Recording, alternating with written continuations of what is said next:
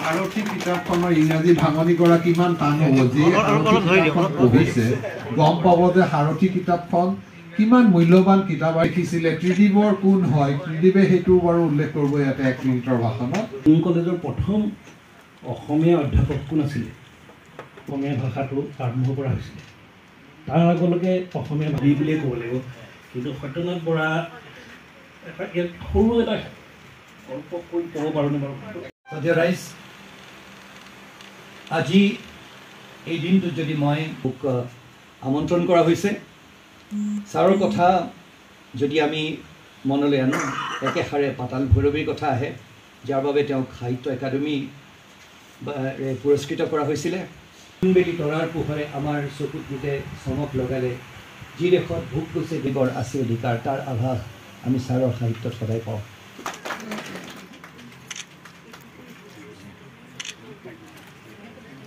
তেওঁক আদৰিছে দেৱাশীষ শৰ্মা ডাঙৰীয়াই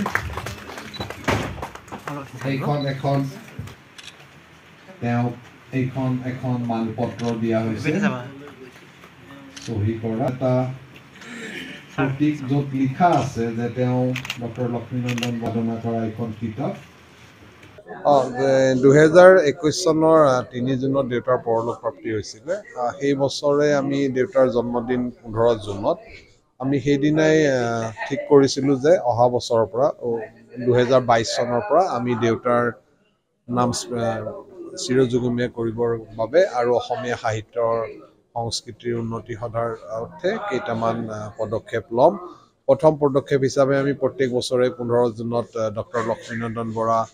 বক্তৃতা এটাৰ আয়োজন কৰিছোঁ 1922 আৰু 1923 চনত যথাক্ৰমে ডক্টৰ গোবিন্দ প্ৰসাদ শৰ্মা আৰু শ্ৰীযুত ময়ূৰ বৰাই এই বক্তৃতা প্ৰদান কৰিছিলে এই বছৰ আজি এই বক্তৃতাটো প্ৰদান কৰে ডক্টৰ সঞ্জীৱ কুমাৰ বৰকাকতীয়ে এই বছৰ এইটো অলপ পিছুৱাই পতা হ'ল তাৰোপৰি আমি যোৱা বছৰৰ পৰা কটন বিশ্ববিদ্যালয়ৰ অসমীয়া বিভাগৰ শ্ৰেষ্ঠ স্নাতক আৰু স্নাতকোত্তৰ ছাত্ৰ ছাত্ৰীক ডক্টৰ লক্ষ্মীনন্দন বৰা শৈক্ষিক পাৰদৰ্শিতা বঁটা দিয়া আৰম্ভ কৰিছোঁ যোৱা বছৰ এয়া আৰম্ভ কৰা হয় আৰু এইবাৰ দীপিকা ডেকা আৰু অপূৰ্ব নাথ নামৰ দুগৰাকী ছাত্ৰ ছাত্ৰীক এই বঁটা প্ৰদান কৰা হৈছে ইয়াৰ উপৰি আমি অহা বছৰৰ পৰা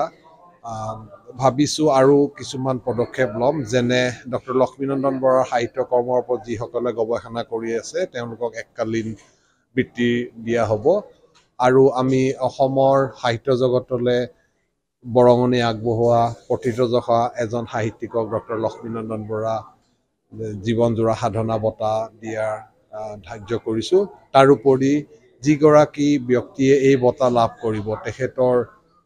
যিগৰাকী পতি বা পত্নী তেখেতকো আমাৰ মাৰ নামত শ্ৰীযুতা মাধুৰী বৰা সহযোগিতা বঁটা প্ৰদান কৰা হ'ব তাৰোপৰি সময়ে সময়ে আমি অসমৰ বিভিন্ন মহাবিদ্যালয়ৰ পুথিভঁৰাললৈ কিতাপৰ বৰঙণি আগবঢ়াম আজি জাগিৰোড মহাবিদ্যালয়ৰ পুথিভঁৰালৰ কাৰণে ৭৫খন কিতাপ প্ৰদান কৰা হৈছে তাৰোপৰি যিহেতু ডক্টৰ লক্ষ্মীনন্দন বৰাই যুৱ প্ৰজন্মৰ গল্পকাৰ আৰু উপন্যাসিকক যথেষ্ট উদগনি জনাইছিলে পৰাপক্ষত আমি অহা বছৰৰ পৰা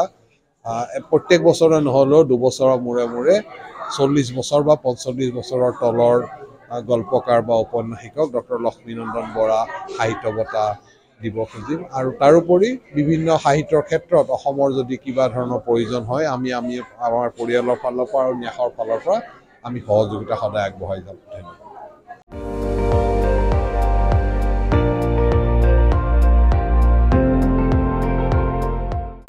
আপুনি চাই আছে ND24